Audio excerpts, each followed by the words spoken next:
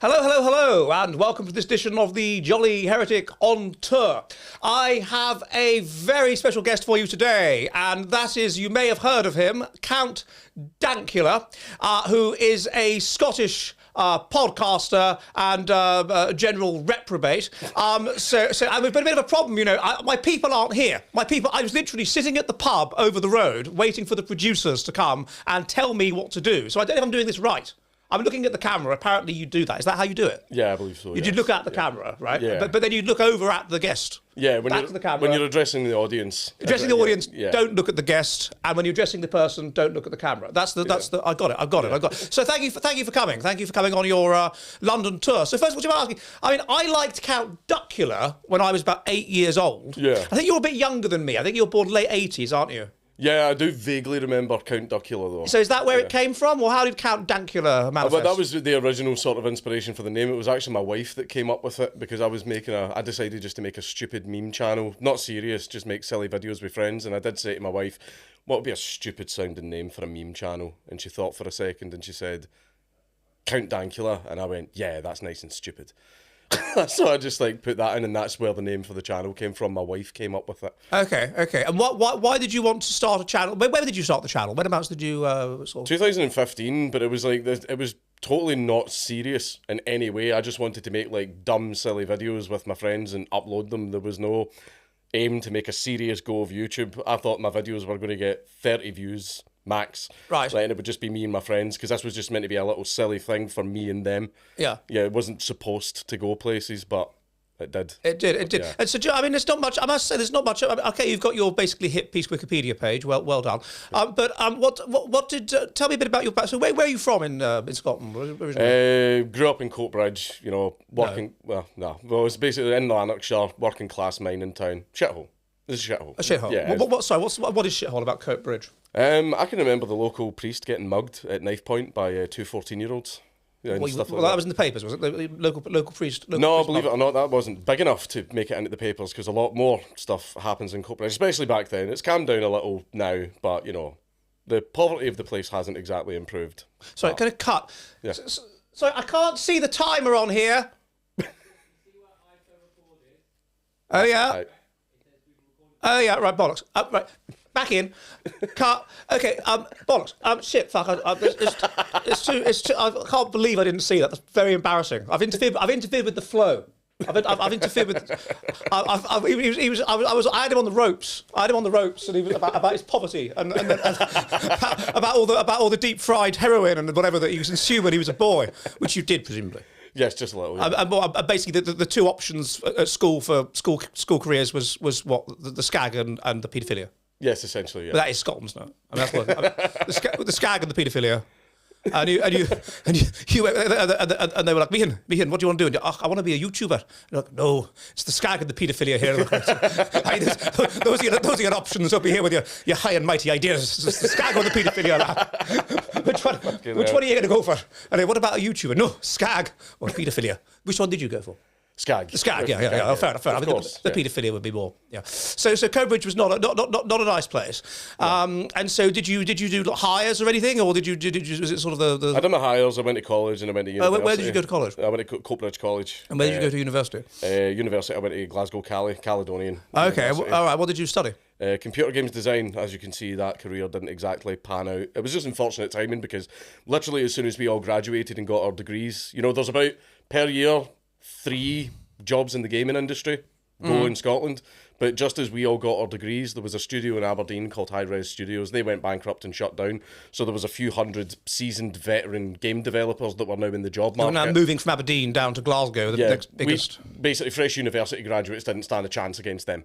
No, so they were experienced and they knew what they were doing. Yeah. So you're 21 by this time, because you're 2022. What is it? 4-year degree. Yeah, roughly. So this is what hang on, you were born what, 87? 87. Yeah. So 07. So 2009, something like that. So economic crash. So people buying fewer things. Yeah. People not taking on graduates. You're a bit. It wasn't like when I graduated, where they were throwing jobs at you. So so a bit of a bugger, really. So and you're from Coatbridge as well. So you're only you haven't got all the contacts. I mean, well, apart from presumably in the criminal underworld.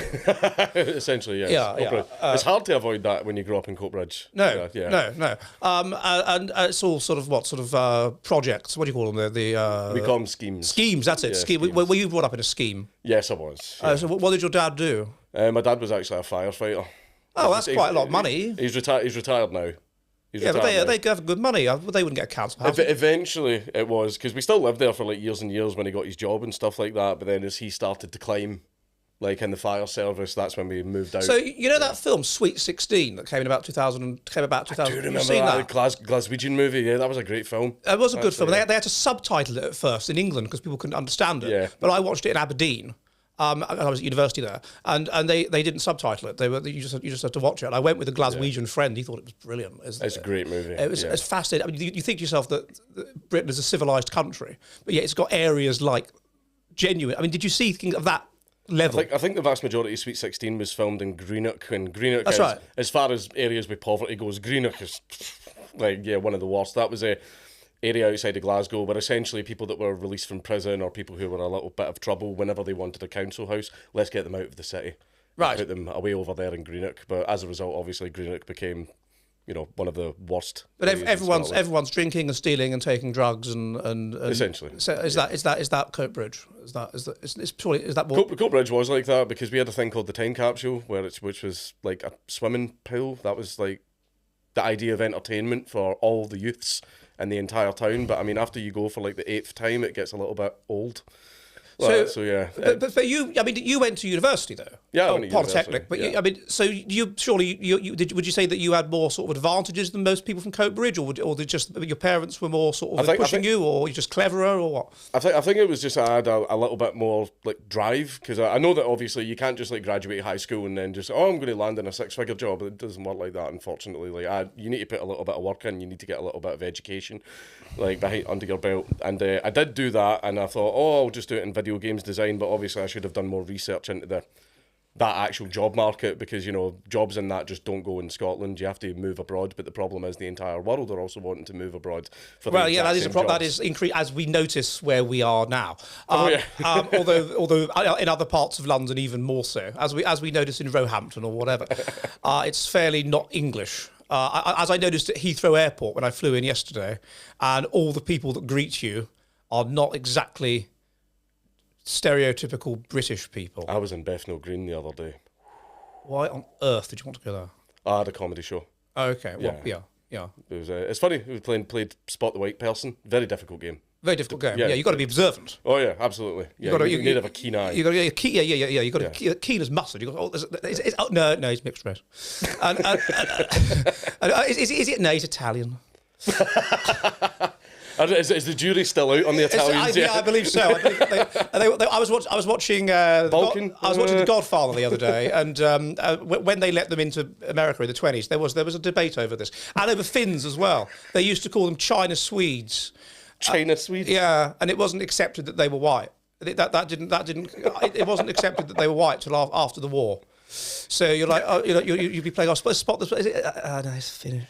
So yeah, it's an easier game now because whiteness has expanded. Yeah. The Irish are accepted as white, the Scottish, So you seem upset about that. It is for me. Yeah, it's you've got to keep these things exclusive, and basically me and my friends and people I like, right. and then that's. That's basically. You're white if you're chill. You're white if I like you. I'm Ad Fontes, and I think Dankula. I got it wrong once and said it was Dankula. I don't know why. But anyway, good. So you not good, but so what did you do then? So you left university and then you buggered. What did you do? Left university and obviously no job, so I ended up just working in a bunch of call centres a lot, which are just bargain bin jobs. Like basically every single person that lives in Scotland that's about my age at one point in their life has worked in a call centre because they made up at one point it was like 50% of the jobs. You went on any of the job websites, all call centres, every single one of them, which is because people like the Scottish accent. I just think it's weird that call centres were so popular in a country where most people can't understand what the fuck you're saying. That man, which was obviously a issue for a lot of people. But I worked in that for a wee while, just chop and change, because you sometimes if you was one with a little bit more pay, you just jumped ship and went to that one, because what's the difference? You're on the phone getting yelled at all the time, so it didn't make much difference. Might as well try and get more money out of it. But then Are these at like inconvenient times, like the middle of the night or whatever, or are they? No, it was pretty regular. Like always working weekends and stuff like that, which was kind of annoying. But hey ho, it was mostly stuff like banks, technical support, like that type of stuff that I was doing. But then after a little while, I worked in Tesco and all that for a little while as well.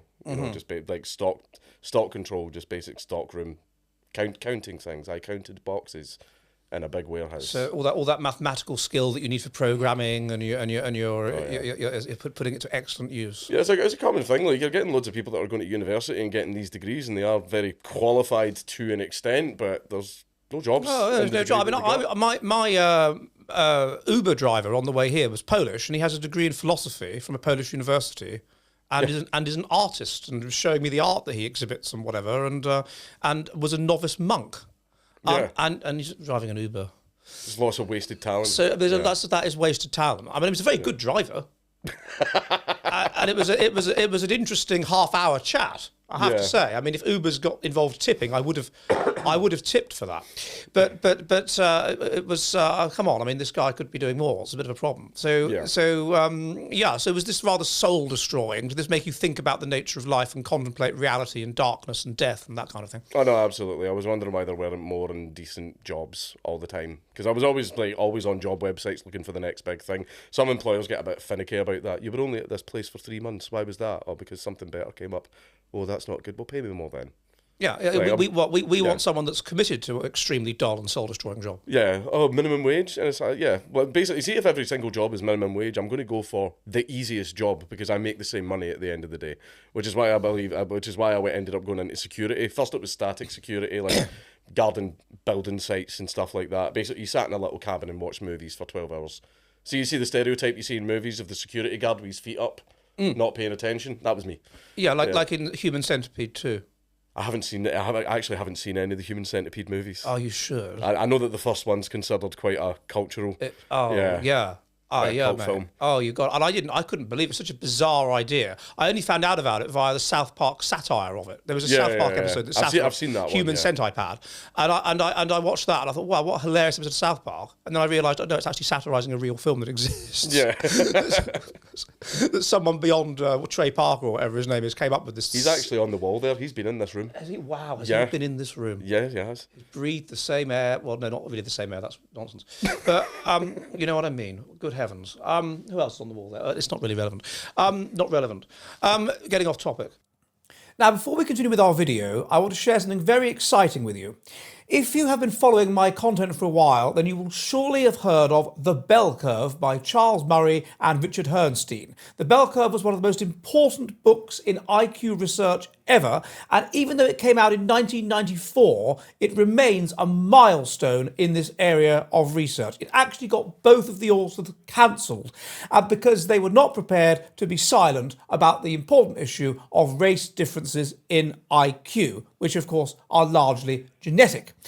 Now, the only real problem with the bell curve is that it's almost 1,000 pages long. None of your internet TikTok generation has the attention span to cope with this. But now you don't have to, because you can easily listen to a detailed summary of the bell curve and its core ideas in just 20 minutes on Leargent.com. Leargent also has shorts and many other based books, such as my own, The Past is a Future Country, and many, many more. You can listen to all of them in about 25 minutes while you're on your commute to work, while you're working out, or whatever you guys do when you're not watching my videos. So go to Legion.com and sign up with my promo code of TJH for a 10% discount. Good. So you were doing that for a bit, and it sounds awful. Was what motivated you? You were just bored, so you thought you'd set up a YouTube channel, or what? That was essentially it, because I was doing the private security, but I was also a bouncer. Did you have to do any Did you have to give anybody a bit of a At nightclubs, yeah, occasionally. Occasionally, a bit of a. Basically, guys on cocaine are. I hate them. I hated them so much. See the boorish, laddish. I don't mind laddish behaviour. I hate cocaine laddish behaviour. I hate those guys. Especially when you go up to throw them out and they think they're going to show off in front of their friends, and basically they can't look like a bitch in front of their friends, so they fight you and everything. And that was me for about 10 pounds an hour. Aren't the bouncers meant to avoid, like, just basically stop people getting drugs into the old clubs? We try, but the problem is we also need assistance from the venue owners. I was under the impression that if you find people dealing drugs in a club, then probably the bouncers are corrupt and in on it, and you better be careful kind of what you like. What's going on. I was once in a nightclub in Aberdeen in about 2002, and this guy was openly dealing drugs. Yeah. And then my friend, who was another PhD student, started pissing him off, like annoying him. Yeah. Saying, oh, you shouldn't do drugs. Oh, it's very bad for you. Oh, all this crap. And I was like, oh, God, look, Jonathan, the fact that he is openly dealing drugs in this club strongly implies, because this guy's getting angrier and angrier, that those bouncers over there, they're not going to protect you because they're getting a cut, and you're pissing him off. And then eventually I just said to him and the girls that were with us, I said, we've got to leave now. We're leaving now. Yeah. And then no more than 6 months later, that club was shut down for allowing the dealing of drugs in the club. For God's sake. I never allowed any of that. I basically would go to the owner, what are the house rules? And of course, one of the number one ones was no drugs. So I was like, cool, no drugs in the building then. But see the amount of times where I've been in the toilet and I would like go into the toilets and I would just like wash my hands acting like I was just another punter. And then you would just hear from one of the cubicles. And that's when I would knock the door. And that got quite ingrained in me, because even years later, after I stopped being a bouncer, I was actually at a club in London at some event, and I just went for a piss and I was washing my hands, and I heard that come from the cubicle, and I turned around automatically like, wait a minute, I don't fucking work here. And I was like, I stopped being a bouncer years ago. To intervene. I was like, that was Pavlovian. Jesus Christ, that was built into me. It's interesting how that gets put into. Yeah. I thought, because I was a journalist for a local English language newspaper in Oulu, where I live, for 5 years, and it's built into me that if there's something interesting in Oulu that happens, I think to myself, oh, that'd be a good article for the newspaper. Yeah. And then I thought, hang on a minute, I haven't worked there since 2012. Why am I? But it's in me. It's in me. Oh, there's the Light Festival. I suppose still having that level of like observation ingrained in you is like good. You know, that's a benefit that you got from having that kind of career. I suppose so. Yeah, I suppose so. There's that and writing in a fluent way. Yeah. But yeah. So where were you? Were you about Glasgow, or where were you doing it? I was all over the place, especially with the static security, because we used to do the wind farms, because basically there's a certain demographic that really like copper. What demographic? You can look. We are that demographic being. They move around a lot, like Yeah. They like horse fairs. Yes, thoroughly enjoy copper. So basically, when all the wind farms were getting built, it was our job to guard all of the copper that was being laid in the roads. Once it was buried, that's when we could leave. But when the holes were open and the copper was being laid and the workers all went home for the night, so there's lots of copper just lying out everywhere, you know, that's when we had to stay overnight and guard it to make sure it was still there in the morning. And did you have any incidents where gypsies, you literally came in front of you and tried to steal copper? I never had any incidents doing private security. Sometimes when I was doing like a new housing estate that was being built, I had some kids smashing windows and stuff like that. That was it. That was the most I ever had when I was doing the static security. When I was doing the nightclub bouncing, there was a lot of. But this is in Scotland. This is in Scotland. I didn't know there were that many travellers in Scotland. I thought it was mainly. Oh yes, there is. Yeah, there's quite a lot. Yeah. Oh, okay. I know that they're sort of around sort of Bedfordshire and the home counties around there. I wasn't. Oh no, we've got them. We've got quite a lot up there. Yeah. Oh no, it's fair. Now I did meet one. Yeah, Aberdeen University.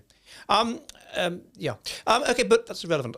It's irrelevant. But the nightclub though, was that Glasgow nightclubs and stuff like that, or whereabouts were you? Sometimes I was in Glasgow to cover a shift. Most of my stuff was, in the outskirts and around town and stuff like that. Like there was a few pubs where I was like the regular bouncer. There was one pub for a time where I was the head doorman. Did it ever get serious and uncool and heavy? There was a night where this was just extremely fortunate, where I closed my eyes just in time. Basically, usual story, by the way, just for anyone that's interested, 9 out of 10 fights that happen in nightclubs is because of a woman.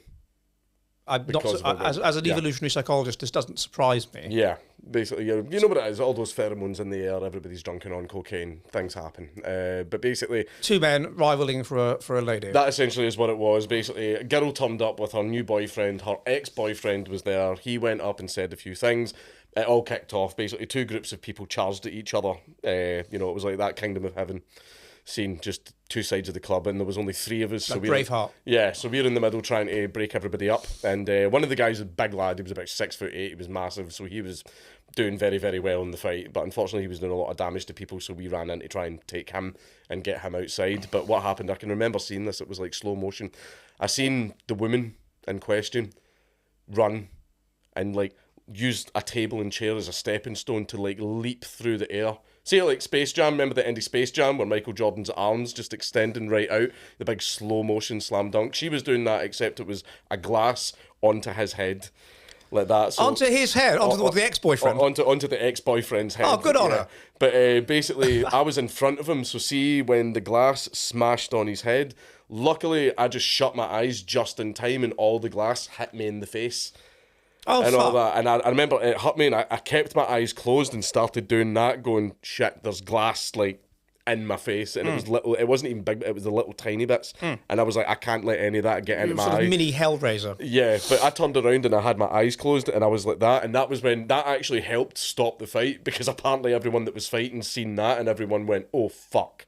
We might have just blinded the bouncer, but fortunately I was fine. I did have some like little tiny cuts, like around my eyes, but none went into my eyes, thankfully. But that was a night where I could have been blinded. So yeah, that was bad. That's pretty bad. And that was in Glasgow or somewhere. That was in Glasgow. No, that was actually in Cumbernauld. that happened. Cumbernauld? Yeah. What's it called? Cumbernauld. That Yeah. was the slogan. I have a friend who was from Dunfermline. Yeah, and when they were promoting, they want you to, basically it's just a big council estate. They want you to move to Cumbernauld, and there was TV commercials. What's Why? it called? I don't know. Why would you? Have you seen their main street? By the way, see how people like to bitch about modern architecture? There is a place there just called the Main Street. It's called the Bridge. Look it up online. It is the most horrendous construction that has ever been made in Scotland. It is the worst thing. I'll show you pictures of it after. Paul this. Joseph Watson should do a little pot. Should go there and I'll take him just to watch him cry. I mean, Cry at the sight of this cry monstrosity. glass from his eyes. Oh God, no, Cumbernauld. I'm told, chaps, is not the it's not the prettiest. The people that live there will tell you that right off the bat. Yeah, shit here. It's the Milton Keynes of Scotland, I think. It's it's not that good. Anyway, so you did all these different what's the word, gig economy sort of work, and that's what you were doing when your YouTube channel. Yeah, I was still doing it even after things kicked off with a certain event involving a pug. I was still doing that work, or at least I was trying to do that work. But the problem is, people kept finding out my employers and stuff like that, and people kept phoning them up and going, do you know that you have a Nazi working for you? And there was a bunch of places that I got fired from. And I was doing my best to try and like keep jobs and everything, because that was the thing, is like YouTube was, I didn't go, oh, all this is kicked off, I'm going to go into YouTube. I tried to just go back to a regular life. I didn't go, oh, I've got a viral video, I'm going to strike while the iron's hot and build a career in YouTube. No, I tried to just go back to being a regular guy, but the problem is all the people that now hated me wouldn't let me do that. No, but let's look at that though. So let's go back in time to what year was it? It was 2016. 2016, and you're living with your girlfriend or something, or wife, and you've got this little, I wouldn't say pretty little dog, because that would be bollocks, wouldn't it? But no, they're horrendous, ugly you've little got this creatures. ugly, hideous dog. Yeah, you could get a Springer Spaniel, a Cocker, or any kind of beautiful dogs there are, but why on earth would you want to get a pug? Well, she already had the pug when we started why dating. does she want to get a pug? Because she's a woman. Because they look like babies, ugly babies. Yeah, they're cute little things to women, so... Okay, all right. Okay, so you had the pug, and you'd thought one day... did you see it doing something a bit like a Nazi salute? It was. He used to give a paw. He was still kind of a puppy. I think he was only about a year old, maybe about 2 years old, like when this first started. But she was just constantly going on, look how adorable he is. Oh, look how cute he is. Yes, look at him. And she was picking him up and shoving him in my face, going, look at his wee face. And everyone, she was just so obsessed with how cute the dog was. So I just this all sort of happened in the space of a day where I went to just give him a biscuit because he's a good dog. I'll give him a wee biscuit. Good dog. And What's his name? Buddha, because when he was a puppy he was very fat. Okay. But basically I went to give him a biscuit and he'd done that with his paw up to give me a paw, and I was like, oh, that kind of looks like a little salute, and then I went. And I just thought of, I have the opportunity to do something that's going to make her really fucking angry. Man, I went, yeah, here we go. So over the course of a week, I think it was about 5 days it took me to teach him to do it. But I also decided to change it. Usually if you said like biscuit, like that, that's when he would perk up. Like most dogs do, if you say biscuit, they perk up and they get really excited. I managed to change the command word for it. I got him to start associating biscuit with the phrase "gas the juice," so that he would react. Why not Zig Heil? Why gas the juice? Well, that came later. That was a second command that I incorporated, where basically I would say. I would have thought that gas juice would be quite a long phrase to get a dog to associate. Oh well, he learned it fast. Yeah, he learned it pretty fast. So anytime I said gas the Jews, he would like perk up, get dead excited, jump around and stuff like that. And then I taught him to, whenever I had the biscuit and I said Zeke Heil, he would lift his paw like a Nazi salute. And obviously I would give him his biscuit, like he'd done the trick. You'd done the work. Yeah, you don't tease them. Yeah, I know, that's cruel. Like children, it's cruel. Yeah, exactly. But I decided the problem was he didn't do it every single time. Because, the training takes a little bit more than 5 days. So what I done was I filmed a bunch of the times where he did do it. And the plan was I put the video on my YouTube channel, and my wife doesn't watch my YouTube. Even to this day, she doesn't watch my YouTube channel. Yeah, my wife doesn't watch my YouTube channel. Yeah, it's just that she doesn't. Our side of my wife's very, very normie. She's lovely. I love my wife dearly, but she's very normie. See anything to do with politics, she's just like she doesn't. Yeah, likewise. Yeah, she doesn't bother with it. So I filmed it, put it on my YouTube channel, which she didn't watch, so it doesn't matter. A few of my friends seen it, and someone, I don't know how, this deeply buried video on this little channel that had like 8 subscribers somewhere. Yeah. Someone found it, posted it on Reddit. Someone who wants to be offended. No, the person who posted it seemed to find it funny. Oh, I see. Yeah, they posted it on Reddit and went, oh, look at this, it ended up on the front page of Reddit. But while all of that was happening, like, because the video was up for like 3 weeks, nothing. Like, nothing. It was just a little ha-ha, and then I moved on with my life. That was it. The video was up for about 3 weeks, and then I was going to a gaming convention like in Iceland, and while I was on the plane is when it got posted to Reddit and made it to the front page. And then I went to Iceland, went to Reykjavik. Now, because I'm in a foreign country, my phone has no signal, so I have no idea that back home everything's blowing up. You were happily looking around the penis museum. I never went there. I went to all the bars and bankrupted myself because of the price of alcohol in Iceland. So that was like the first night. Went out, met my friends, and everyone went back to the hotel room, woke up in the morning very, very groggy, and went, the hotel has Wi-Fi, connected my phone to the Wi-Fi, and I had like a million notifications come through on my phone all at once, and I was just like, what the hell? You have 18 missed calls. You have 18 voicemails. And I was like, what the hell? And I just phoned my wife, and I was like, what the hell's happening? And she went, why are there journalists at the door? How did they know your address? Don't know. But there was a lot of suspicious stuff for journalists. But basically, I was kind of like, what the hell's going on? They all wanted to talk to me. They all wanted to do interviews. Now, I hadn't had any dealings with the press at this point, so I was a little bit green back then. And they were like, we just want you to tell your side of the story. We think you're a really nice guy, so we think it would benefit. Shit. Like, I fell for it, because journalists are serpents. They are. They're like serpents. They don't care about burning your life down. They don't care about getting it fair, especially not these types that were coming after me. So I stupidly did interviews and gave comments and all that type of stuff to them, and then they wrote exactly the stuff, a big bad Nazi, right winger, fascist, blah blah blah, all the usual crap. And then I just was still in Iceland, still having a great time, and then I came home and my friends were making jokes, going, "How the police are going to be waiting for you at the airport," and I was kind of like, "No, they won't." And I was a bit like, shit, what if they are? Well, they weren't, but they did come and get me 3 days after I came home. They came to the house, and this was the weird thing, is for a few days after it, there were journalists in the street. However, I said to the local youths, if you see them, ask them kindly to leave.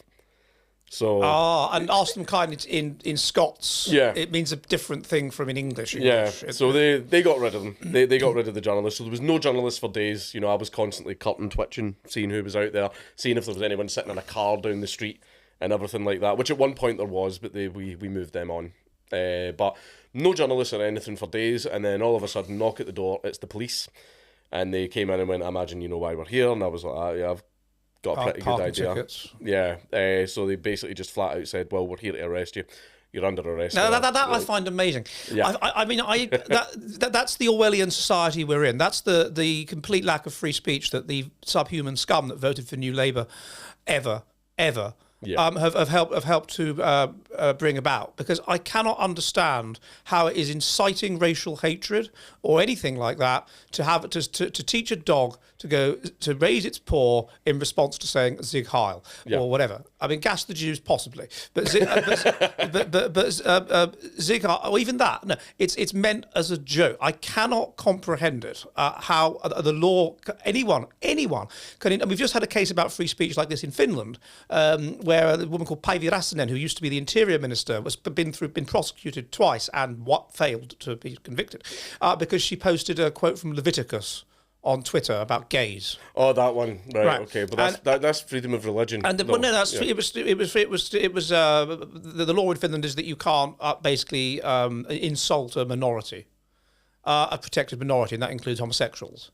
And I thought to myself, it's not insulting them; it's quoting the Bible. Yeah. And even the left-wing press was saying, that the prosecutor was almost willfully misparaphrasing what this woman had said and done. There's other things as well. Prosecutors don't really care about objective truth. Their job's to win at any cost, like that. So that's why. But I can't comprehend how it could occur to anybody that it could be a crime to do. Well, tell me what happened anyway. They just basically says, well, we're here to arrest you, and my wife immediately kicked off. She was still my girlfriend at the time. I hadn't married her yet.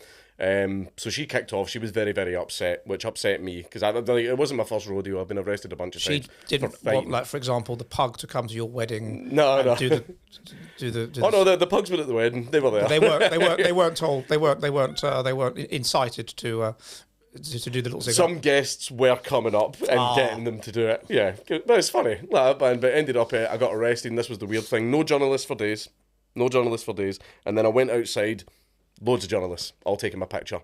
And I was like, how did you know the exact time of my arrest? And it wasn't until I got kept in jail overnight. In jail overnight? Yeah, because it was a hate crime, I was kept in.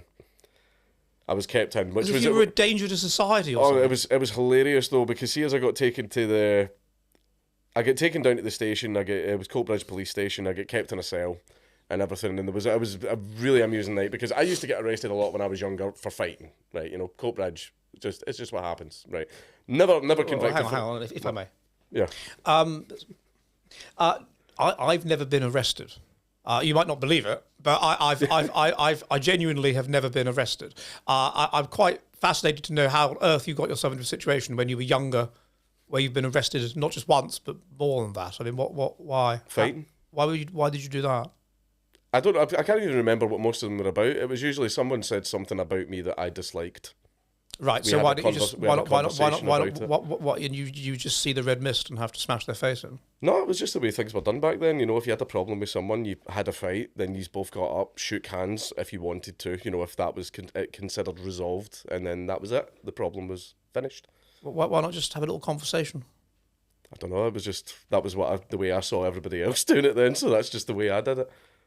This was after it. You were still friends. Once you'd had your fight, that was it. The situation was. I don't do it anymore. Obviously, but that was just the way things were done back then. That was conflict resolution. I don't know. When I turned up here earlier and there was no producers to let me in, I was pretty angry. I noticed that. You may have noticed from my tone. Yeah. I was not happy, and I think if someone had been there, I could have kicked off, mate. I could have gone full South London, full Wimbledon, full Coatbridge. All right. Anyway, carry on. So you'd been arrested numerous times because you're a thug, and because you're just yob basically. Yes. And far right thug. I mean, that's that was a far right yob was actually the one that was used the most. Funnily enough. But basically, I got taken to the cells and everything, but the guys who were like the custodians of the cells, you know, they bring you your food, they come in and check on you, make sure you're all right. They were very, very nice to me. They were even standing in the cell. They were just opening the door and coming in to talk to me because obviously they realised this man is not a danger. Because one actually had to come in and go, "Is that really what you were arrested for?" And I was like, "Yes, that is what I was arrested for." And even they were kind of like, "What the fuck? Like seriously?" And then they went, "Look, we have to keep you here for court tomorrow because it's a hate crime." And then they were like, "But there's nothing we can do about it, sorry." And I was like, "No, don't worry, it's fine." But there was a really interesting thing later in the night. This was like 3 o'clock in the morning or something. I just heard like screaming. Like I'm just like lying on the floor trying to sleep, and I just hear like screaming. So I get up thinking like, what the hell is going on? So I look through the little porthole in the cell door, and the police have got this guy in like a Superman carry. He's like flat, and there's like 6 officers dragging this guy into this cell. He's screaming, he's kicking, they're all restraining him. They fling him in the cell. They obviously just threw him to the other side and slammed the door shut. And this guy's like punching the doors, kicking the walls and screaming. And that was my soundtrack for the entire night while I was trying to sleep. On the floor? Yeah, I was a little mat on the floor. But I ended up like kicking and banging the door myself, telling him to shut the fuck up because I was trying to sleep. So he started shouting at me and I started shouting at him, you know, through the doors at each other and everything. And then the next morning when we were all getting escorted to get taken to court, I did say to the custodians going, "Who was that fucking roaster that you put in the next cell?" Nicholas Sturgeon. To me. No, the guy they leaned into me and went, "He murdered his friend." And I was like, "Oh." Right, I was kind of like, wow, making friends already. I hope I don't go to prison. Man, because I was just shouting at this guy that just killed a man. But basically I got put into the escort van, you know, where you go in and you get your little cubicle that you're handcuffed to the floor in and everything. No, I don't. Oh, well, I actually recognised a friend of mine that was in there as well, which was good. Basically, Skag or the paedophilia? No, well, his is a bit more. He's a very violent man. He's one of these friends where you only get to see him for about a month or 2 at the time before he's back in prison. He's one of those guys. But I recognised him, and I was like, I'm not going to say his name, but I was like, "Oh fuck, how you doing?" Like that, like just so we were sitting shouting through the bit at the top, like talking to each other. He allegedly slashed a man with a meat cleaver. Right. Allegedly, he did it. Yeah. He went to prison. But ended up, I was sitting just chatting to him, went to court, got put into the communal cell. So it's like basically me and like about, I think, 10, maybe 11, 12, like other guys who are all waiting for court. But these are real criminals then, presumably. Oh, yeah. I mean, everyone did the whole, what are you in for? Yeah, these like Scottish hard men. Oh, yeah. Some of them were still like patched and stitched up, you know, from whatever, you know, had happened to them like the night before and everything. And it did the whole, what are you in for thing. So everyone's saying some murder, pretty fucking serious stuff. GBH. Yeah, but then it gets to me, and I was like, I made a funny meme video with my pug, and like 3 of them went, "That was you," like, and they were all like, we were all laughing about it, and we were all having a laugh. And there was a thing that was quite sad though, which is there was this guy, quite a young guy, sitting like he was just sitting squatting in the corner, obviously very nervous being in this room. He's never been in a room or a situation like this before with some like genuine crazy people, like essentially. So he was not really talking, but eventually he piped up and he said, "If it's your first offence, like what happens to you?" And we were like, usually admonished by the judge, you just get yelled at and stuff like that. "If I ever see you in front of me again, you know, blah blah blah, like get out," like that type of thing. And that's when we were like, well, it depends. What did you do? And he said, "I got caught with a kilo of cocaine." A kilo? A kilo. The entire room erupted into laughter, and everyone was going, "No, you're fucked. You are absolutely fucked." And you just saw the colour drain from the guy's face, and he just had this immediate like. Well, he must have known that if you've got a kilo of cocaine. I think he was like 19 or something. He was an idiot. He was stupid. Obviously, you'd get like 6 years for that. Oh, down to 5 minimum. 5 minimum. Like that's the minimum sentence you can get for something like that.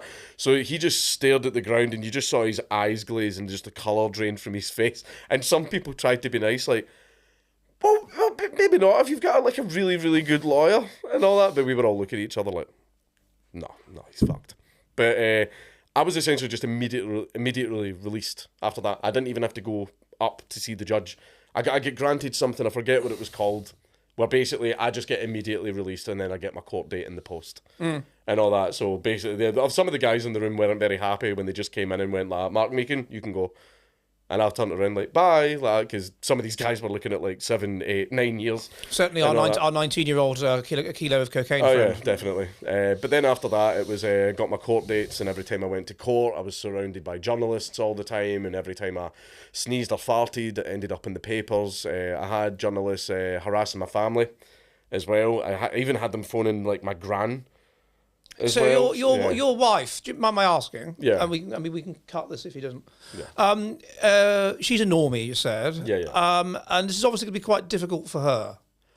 She had a very hard time. Could you want to? Yeah. I mean, without giving too many specifics, do you want to? It was any time that the concept of like any time the idea of me going to jail got brought up, you would just see her eyes tear up and she would have to leave the room. She didn't handle it very well, and basically we had to sit down. I had to kind of like force it. I had to sit her down and go, look, we need to have a chat about this. There's a chance that I could be going to prison. We need to have a talk about what's going to happen, X, Y, Z. How are you going to manage the house, like etc. All that type of stuff. And basically there was a lot of tears from her during that because she didn't want to think about it. She was kind of trying to. I'm not saying this like to denigrate her. She was trying to bury her head in the sand a little bit and just kind of like, no, everything's But I mean, you fine. give me the impression that she. I don't know what it is that clicks with you because you're such an eccentric and an outrageous person. And I mean, from the look, even before you did this, I assume you were covered in tattoos even before you did this. Yeah. And you give me the impression that she's very different from that. That she's sort of what we might call, I don't know, wife material. Yeah. You know, like just like a. Well, she's covered in tattoos as well. All right. Well, in your world, perhaps that's. It's fine. It's fine. She's not mental or crazy. She's actually very normal, which is why she got the ring. Got the what? Got the ring. We married. Oh, you got the ring. That's a phrase means to be married, is it? Yeah, Right. yeah. Okay. Why you got married? Okay. Yes. And you have children. Yes, 2 kids. Yeah, but that was after the incident. Oh, this was much after. Yeah, My yeah. oldest is 2.5. My youngest is 8 months. Oh, you poor fellow. The 2.5-year-old is going to be extremely jealous. Already, I would imagine. I had a 3-year gap between my kids, and she was very jealous. She was excited when my wife was pregnant. Yeah. I'm excited. She was like, "Oh, Mahavalva," which means tummy baby. Oh, Mahavalva, Mr. Tule Mahavalva. When's the tummy baby coming? Yeah. And then the Mahavalva came, and she was all excited, and then she was very jealous very, very quickly.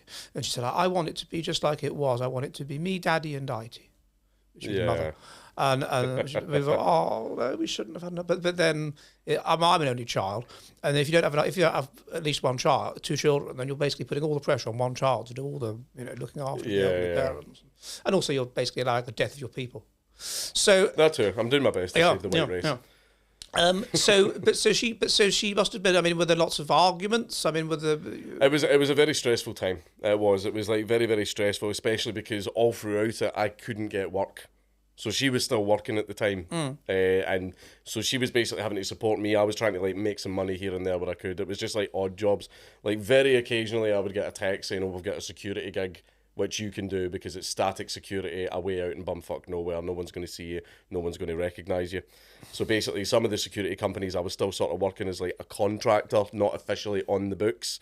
So I was still getting like the odd shift here and there, but it just became difficult. But then I was still in touch with most of the YouTubers that reached out to me, that helped me out. I was still in touch with Alex Jones. I was still in touch with Sargon of Akkad and everything because I did interviews with them. However, at first, I didn't want to put myself back out there on YouTube because I was very neutered at the beginning because I was scared. I was kind of like, oh, if I say anything, I'm going to be in the papers again. Oh, I better keep my mouth shut and everything. I was a bitch. I was being a bitch back then. Because, no, if you were being a bitch, you were trying to protect yourself, weren't you? I don't know. I mean, something like that's never happened to you before. To me, I'm embarrassed about that stage because it felt like absolute weakness. It felt like absolute weakness, and like, looking back on it, I cringe. Like at the way I was acting back then. I was very neutered. I was just like browbeaten, like beta male bitch. That's what it felt like back then because it was just basically the situation at first like scared me. Well, I suppose. I mean, I was in a similar situation myself in about 2016 when the Finnish establishment and the Finnish army just went for me basically, and university, but my colleague who was senile had accidentally engaged in plagiarism of military data, which had been and I was done for it because I was in Oulu and I was affiliated to a Finnish university, and nothing like this ever happened before. I'd never been publicly attacked. Yeah. by all the papers, and you sort of, part of you thinks, well, if I just play you kind of don't want to believe, no, this is not going to be fair. You've been outed as being a right-wing person, and they're going to do all they can to destroy you. And this is not going to be fair or reasonable in any way. And it's happening to you. And even if you've read the Vox Populi book, about what to do if you're being cancelled and how to act, how to behave. I haven't actually read that. Yeah, yet. it's quite good. Then you just think, there's a part of you that thinks, surely these people are reasonable, surely.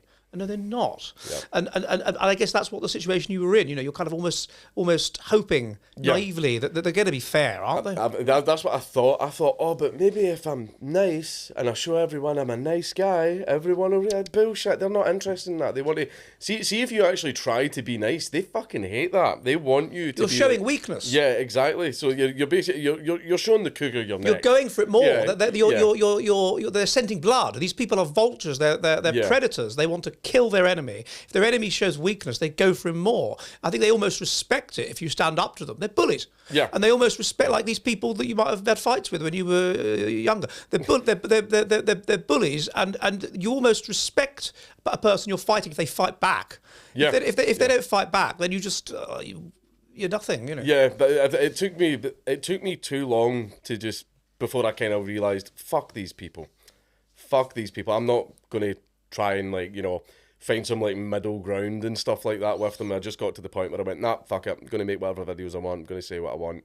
Because I was at the point now where I was burned, where it's like, how could shit get any worse? I literally can't get a job and everything. I even had my house attacked during that time as well. Oh my god! Yeah, that's what the kind left do. They attack people's houses. Yeah, because journalists doxed where I live. And did they say that they rang your grandmother? Yeah, there was journalists that were harassing my grandmother, who at that time she was in her 70s. She's in her 80s now, and all that. And they were basically harassing her with phone calls. They were harassing my mum and dad with phone calls and everything as well. With one journalist even saying, "I'm just going to keep calling you," and all that stuff. It was just a nightmare. And that turned me off journalism completely. That's a case of, unless someone has been very heavily vetted, I will not speak to them. I will not speak to journalists. I won't interact with them in any way.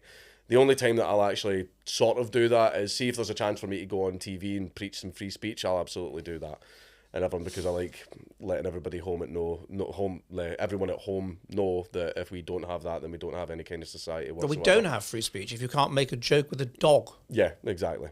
That's why.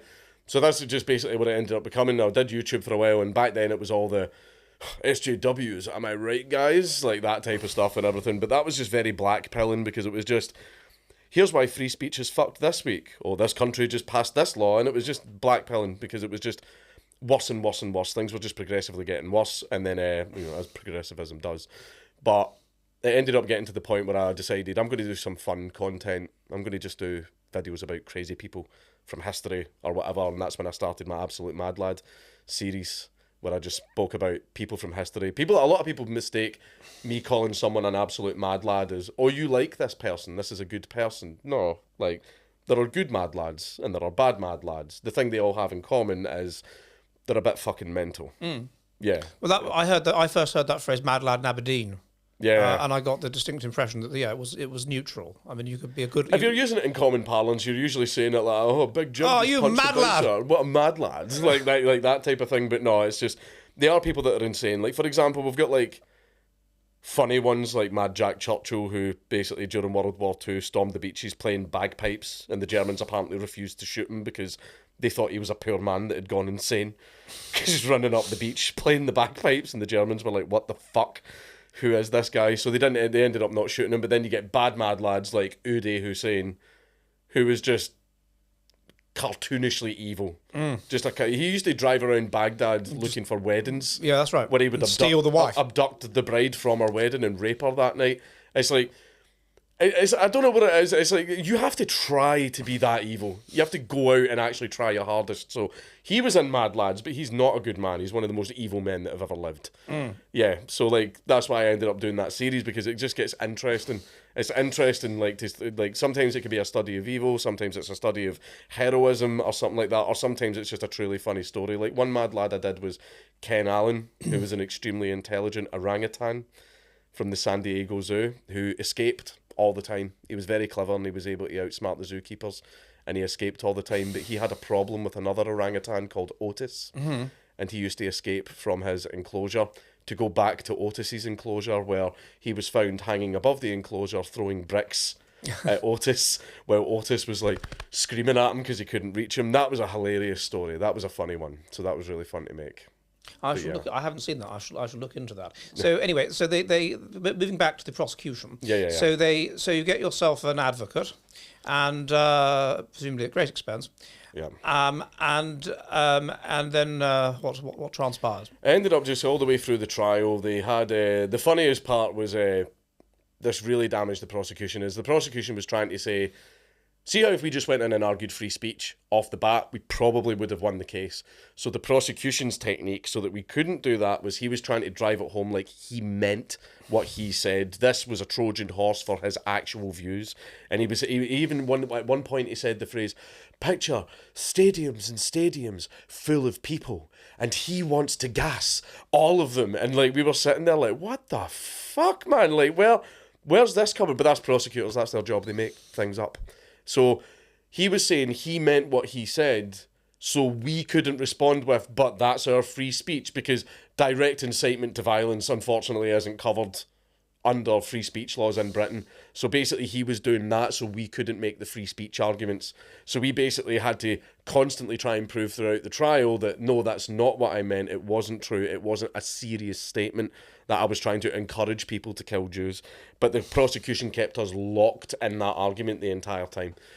And it was just, but the thing that really damaged the prosecution was basically Scottish intelligence got involved in the whole case. They went through my entire online profile, went through all my electronic devices, absolutely everything. And the guy had to sit up there and my lawyer went, did you find any evidence whatsoever that connects him to any far-right ideology? And the guy was like, no. We found nothing. No texts, no nothing. And I actually had some communist books at the time because I used to be a communist because we were all cringe when we were younger. And then I didn't. I wasn't a communist. No, that's right. I was. And then I learned how society works and obviously stopped. But that really damaged the prosecution's case when Scottish intelligence went up there and went, there was nothing. No, we found absolutely nothing in there. So that kind of damaged his whole, he means this, he's far right, he's a Nazi, like that type of stuff. But convicted and found guilty anyway. So it didn't really damage the case at all. I know, but I did see, like, the judge did call the prosecution on some of his bullshit at some points. Like, for example, partway through the trial, the prosecutor tried to upgrade my charge. He tried to upgrade my charge. It got to the point where Section 127 of the 2003 Communications Act, the maximum time I could spend in prison is a year.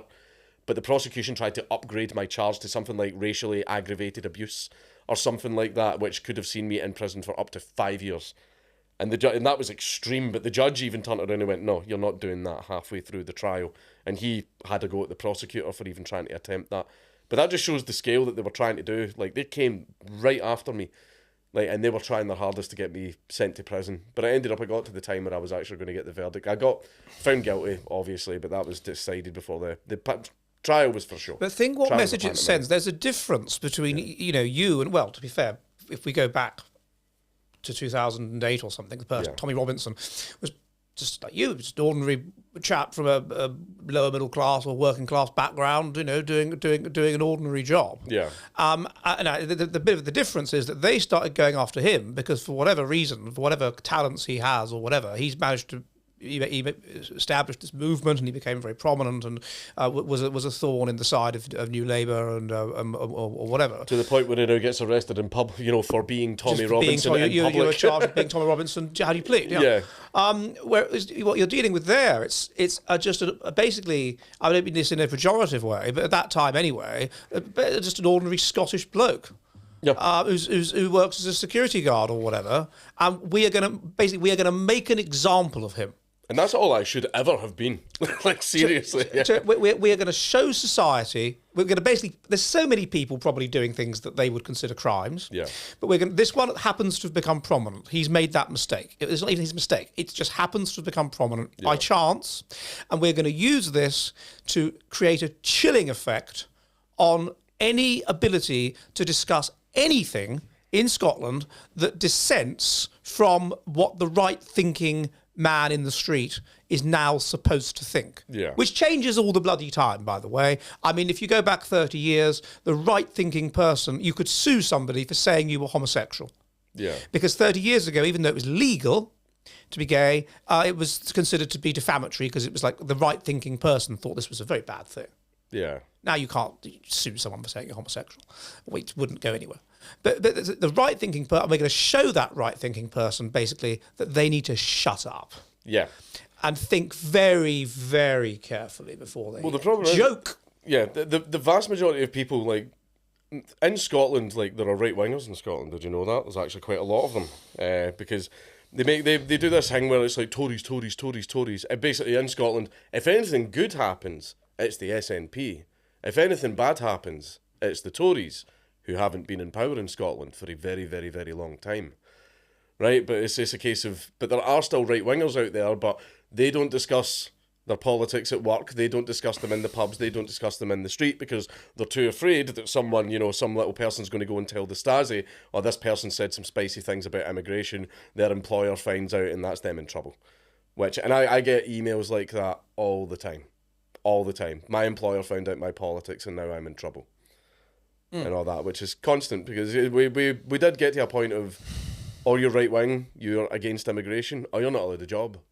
You're not allowed a job then. You can't work anywhere. In fact, and left wingers will actually harass your employers into firing you so that you're not able to feed yourself or your family. Yeah, left wingers ultimately want to kill you. I mean, that's what they are, the new heretic hunters. Yeah. If this was the 16th century, they'd be burning you at the stake. Oh yeah, 100%. And worse. They are the new heretic hunters. We've got data on this. I mean, it's not me just saying it. Right-wing people are higher in agreeableness, that's altruism, kindness, empathy, conscientiousness, that's rule following and whatever, and mental stability. Yeah. Left-wing people are the opposite of that. Mentally unstable, nasty, and poor impulse control. There was a fantastic one that I've seen about how many... it was something like 16 to 25-year-old left-wing women, like liberals and stuff like that. See the rate of antidepressants in them compared to right-wing women. Oh, it was over half. It was under 30. Under 30. Yeah. This was for 3 years ago. Over half of women that identify as far left are on antidepressants. Yeah. Those things wreck your mind, though. I've been on them. Yeah, I've never touched them. It depends on. I know it depends on which antidepressant and if it's the correct dosage and all kinds of things. And if they wreck your mind, the pill wrecks your mind. That really messes you up. Yeah. But they certainly it's indicative of the fact that that they are mentally unstable. Yeah. And will have suicidal ideation and things like that. So yeah, and these people are because they're mentally unstable. I guess you're power hungry because you're paranoid about the world, and so you want to take control of it. Yeah. You're full of hate for yourself, and you project that onto other people, and so you can quickly see how that results is having a sort of a shrill section of society that is just dominating the rest of us. Those just want to grill. Yeah. I reckon. I was at the point.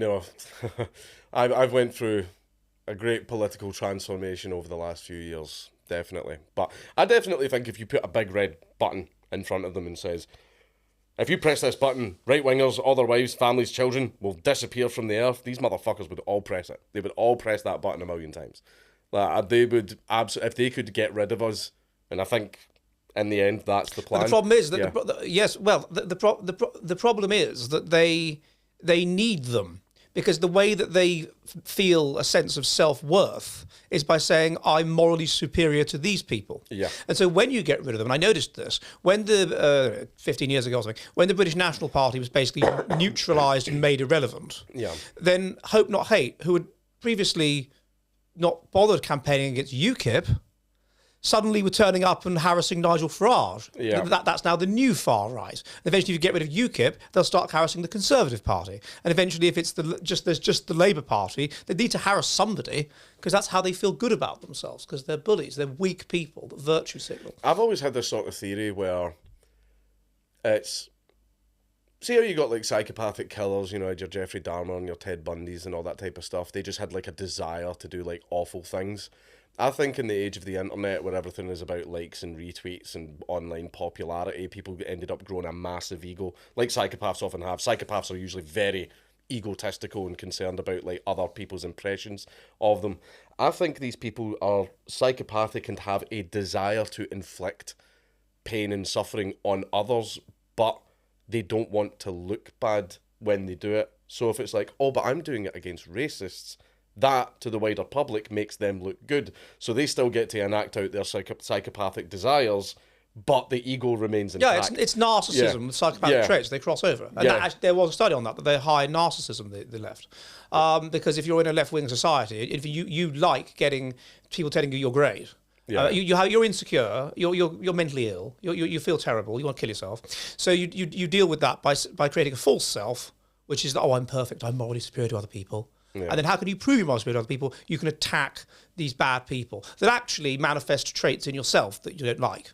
I.e., that they're prepared to things that you think really. Yeah. But you're too weak to start a fair fight like you did in Coatbridge. Just punch them in the face. They're people that are left wing are shorter and less muscular than right wing people. So they're like girls. So you virtue signal. That's how you get the status. You covert play for status. Yeah. That's quite interesting when you get them one-on-one, and it's happened to me a few times with left wing people. When you get them actually one-on-one, then physically. Then suddenly they're all conciliatory. Maybe you're right. I'm just here to talk. Maybe you have a point. Well, you weren't saying that on Twitter. You were saying that I was a Nazi. I've experienced that. People that I've argued with on Twitter, I've met them at events, and I'm like, hello. And they are so nice to me. So nice and friendly to me. Because we're not on Twitter anymore, we're face to face. That's one thing. I've had some of them that are slagging me off on Twitter, and then I found some information about this person, and he couldn't understand how I'd found it out. It's quite a famous person, this, and he was really insecure about it because it's a broken home. And he emailed me behind this very polite. Wow, how stupid of you to email your like arch enemy and look weak and ask me a favour. I'm obviously going to keep that email forever. I mean, how are you stupid? I mean, why would you do that? But he was so desperate, Yeah. And of course, he's terribly. I hope we can keep this between ourselves, Dr. Dutton. I'm like, well, for now, yeah. Until it's politically useful for me to release it. But that could be at any point. But it was absolutely extraordinary. So anyway, you were found guilty. Yeah. And what happened then? Right before we got the sentencing. No, I didn't discuss this with my wife, and she was very angry about this. Basically, I said to my lawyer, I'm not going to pay the fine. I'm not going to do the community service. I can't exactly refuse to go to jail. They kind of grab you and force you to go. But I says, can you read this statement out? So my lawyer stood up and says, if you give him a fine, he will not pay it. If you give him community service, he will not do it. My client says that he is not a criminal and has committed no crime, etc., the whole statement. And the judge did kind of lean back and look at me like a little bit, but the entire time I could feel my wife's gaze in the back of my head because I was trying to get sent to prison because I knew things would kick off if I get sent to prison. So I was 100% prepared to go to prison. That's an interesting conversion. So you'd moved from being just in disbelief that this had happened. And how many months did this go on for? 2 years. 2 years. The whole trial went on. And so by now you see yourself as basically a martyr and a potential magnet for interesting political. It was basically as I saw me going to jail as the spark that would light the powder keg. Like that was because one thing that I have noticed is, when people get angry, that's a good thing. When people start to get really, really pissed off, I think that's a good thing. You see a lot of change starting to happen, and basically other people get infected by that anger. Like, remember Dublin just a few weeks ago? Oh, yes, I was immediately thinking of that when you said it. Yeah, like, I'm not saying that violence and destruction and all that type of stuff's good. I'm absolutely not saying that. But it's just, see when people start to get angry about the way things are, and that lights a fire under them to do something about it. Not violence, destruction, blah, blah, blah. I mean, sensible change within the government through the proper channels. I think it's good when people get angry about stuff like that. So that was my intent with trying to get sent to prison.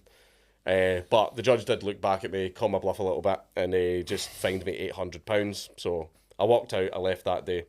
Got home. So you did pay the £800? Well, we'll get into that. Got home, wife slapped me for trying to get sent to prison. She was unhappy. She literally slapped you? Slapped me. So this is a serious argument now. Yeah, she was. To be fair, I didn't tell her my plan or my intentions, so she was right to be angry. You know, she was totally justified in being really, really angry about that. So it got to the point where he says, "Oh, you've got X amount of time to pay the £800 fine." No, not paying it. Threatening letter. What could he have fined you? Like, what was the original kind of level of fine? I can't remember. £5,000, I think, okay. was the max. I can't remember. I would need to double check that.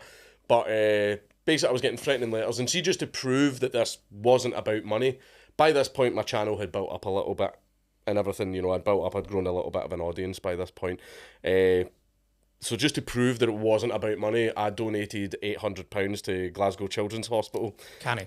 Yeah, it's just to basically go like that, like, you know, the sick kids can have it, you know, the government's not getting it, but then threatening letter, and then he says, right, it's over the time now, a warrant's been issued for your arrest because you've not paid the fine. And I was like, cool, come and get me. But my wedding was coming up, and I thought, crap, am I going to get arrested as it gets closer to the wedding? So what I'll do is I'll just get it over and done with now, right? So I phoned the police on myself and says, I'm here, I'm at this address, wanted criminal, come and get me. And they said, no. And I was like, but I'm the wanted criminal with a warrant out for me, telling you exactly where I am.